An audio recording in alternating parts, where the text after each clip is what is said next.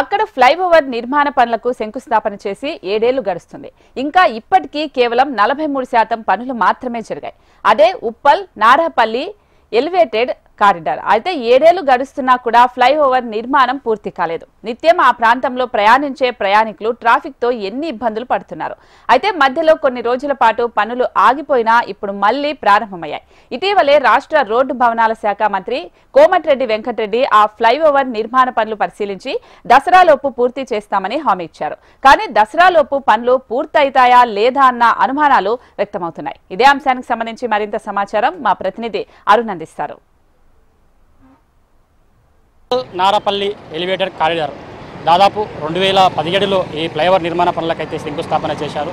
ఇప్పటికీ 7 ఏళ్లు గడుస్తున్నా కూడా ఈ ఫ్లైఓవర్ నిర్మాణ పనుల్లో చూస్తే దాదాపు 43% పనులు పూర్తయ్యాయి. మధ్యలో కొన్ని ఏళ్ల పాటు పనులైతే నిలిపివేశారు.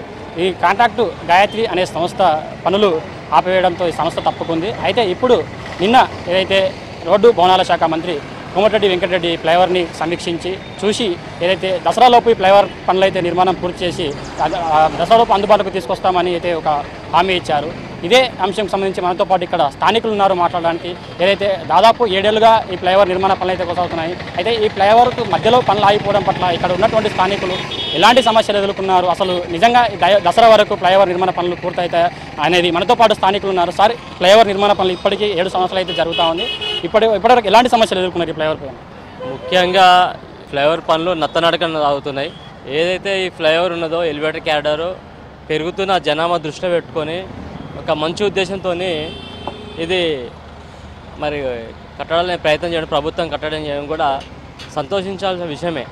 అయినప్పటికీ కూడా మరి ఈ ఎలివేటర్ క్యారిడార్ విషయంలో మరి పనులు నత్తనడక సాగడం, మరి ఈ కేంద్ర ప్రభుత్వం నుంచి వచ్చిన ఈ యొక్క ప్రాజెక్ట్కి రాష్ట్ర ప్రభుత్వం నుంచి కూడా సరిగ్గా వారికి సహకారం అందట్లేదని కూడా మాకు తెలిసినది. మేము కొంత ఎంక్వైరీ చేసినాం ఎందుకు ఇలా జరుగుతుంది. ఎందుకంటే నిత్యం దీనివల్ల మేము ఇబ్బందులు పడుతున్నాము. దుమ్ము వల్ల కావచ్చు, ధూళి వల్ల కావచ్చు, లేదంటే రకరకాల మేము కూడా బండ్ల మీద పోతున్నప్పుడు ఆ దుమ్ము కంట్ల వాటి కూడా మేము కూడా బండ్ల మీదకి స్కిప్ అయ్యి కింద పడే పరిస్థితులు కూడా ఉన్నాయి. మరి అదే కాకుండా ఈ పనులు జరుగుతున్న క్రమంలో కొన్ని యాక్సిడెంట్ కూడా జరిగినాయి. ఇవన్నీ దృష్టిలో పెట్టుకొని మేము కూడా స్థానికులు కొంతమంది ఇక్కడ వెళ్ళి మరి ఎలివేటర్ క్యారికి సంబంధించిన వ్యక్తులను కూడా కలిసినప్పుడు వాళ్ళు కొన్ని విషయాలు చెప్పారు. ఏం లేదు సార్, మాకు మేము పని చేయాలనుకున్నప్పుడు కూడా ఇక్కడ మధ్యలో ఉన్న కరెంటు పోల్ కానీ, డ్రైనేజ్ సిస్టమ్ కానీ స్థానిక గవర్నమెంట్ నుంచి మాకు ఎటువంటి సహకారం అందలేని కొన్ని విషయాలు చెప్పడం జరిగింది.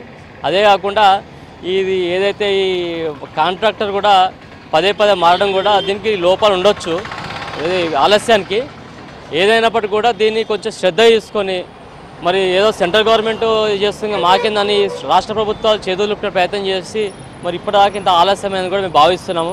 గత ప్రభుత్వం కూడా ఆలస్యం చేసింది కాబట్టి ప్రస్తుత కాంగ్రెస్ ప్రభుత్వం అయినా సరే మరి దీన్ని వెంటనే తగు చర్యలు తీసుకొని ఈ పనికి కావాల్సిన ఏవైతే అవసరాలు ఉన్నాయో మరి వారికి సహకరిస్తే తొందరగా అవుతున్నదని కూడా మేము భావిస్తున్నాము. ఏదైతే ఉప్పల్ ఎలివేటర్ కారిడార్ నిర్మాణం పనులు జరుగుతున్నాయో ఇది కనీసం ఉప్పల్ ప్రజలందరూ ఒక 8 సంవత్సరాలు 9 సంవత్సరాలు నరకయాతన చూస్తున్నారు. ఈ రోడ్డు మీద పోతుంటే ఆ దుమ్ముకు, ధూళికి, కళ్ళ పడుడు, రోడ్డు మీద ఎన్నో యాక్సిడెంట్లు జరుగుతున్నాయి. ఉదయం స్కూలు కాలేజీలకు వెళ్ళే టైంకి చూస్తే ట్రాఫిక్ జామ్ ఎంత జామ్ అవుతుందని అంటే కాలేజీలు అన్ని సిటీ అవుట్స్కట్స్లో ఉన్నాయి. ఇది నారేపల్లి తర్వాతనే ఉన్నాయి కాలేజీలన్నీ. ఆ 9 నుంచి 10 గంటల వరకు ఎంత ట్రాఫిక్ జామ్ అవుతుంది అంటే స్కూల్ పిల్లలు అనుభవిస్తున్నారు. స్కూళ్ళకు కాలేజీలకు లేట్ అవుతున్నది. ప్లస్ వరంగల్ నుంచి వచ్చేటి కొంతమంది పేషెంట్స్ సిటీలో హాస్పిటల్ కోసం అని ఎమర్జెన్సీ కోసం వస్తాడు. అంబులెన్స్కి ఎంత ఇబ్బంది జరుగుతున్నది అంటే సాయంత్రం 5 నుంచి 7 గంటల వరకు ఇక్కడ నుంచి ఉప్పల్ మేడిపల్లి నుంచి ఉప్పల్ దాటే వరకు ఒక మినిమం 1.5 నుంచి 2 అవర్స్ పడుతున్నది. దీనికి ఖచ్చితంగా ఈసారి నిన్న మంత్రి గారు వచ్చి దసరా వరకు చేస్తామని చెప్పేసి అన్నారు. చేస్తే సంతోషమే. ప్రభుత్వాలు మారుతున్నాయి కానీ దీన్ని పట్టించుకునే నాదుడే లేదు. ఏదైతే ఉప్పల్ ఎన్విఎస్ఎస్ ప్రభాకర్ ఎమ్మెల్యే గారు ఉన్నప్పుడు లాస్ట్ ఇది ప్రారంభించినప్పుడు ఆయన తీసుకొచ్చిన ప్రాజెక్ట్ ఇది. సో బీజేపీ మీద నిందడేమో, ఆ పార్టీ మీద ఈ పార్టీ మీద నిందలేసి తప్పితే కానీ ప్రజలకు ఏం ఉపయోగపడుతుందో దాని గురించి ఆలోచన చేస్తలేరు. ఇప్పుడైనా ఆలోచన చేసి కొద్దిగా ఈ పని తెలియ అయితే మంచిది. ఉప్పల్ ఎలివేటెడ్ కారిడార్ అనే ఈ నిర్మాణం ప్రారంభమై దాదాపు 10 సంవత్సరాలు కావస్తుంది.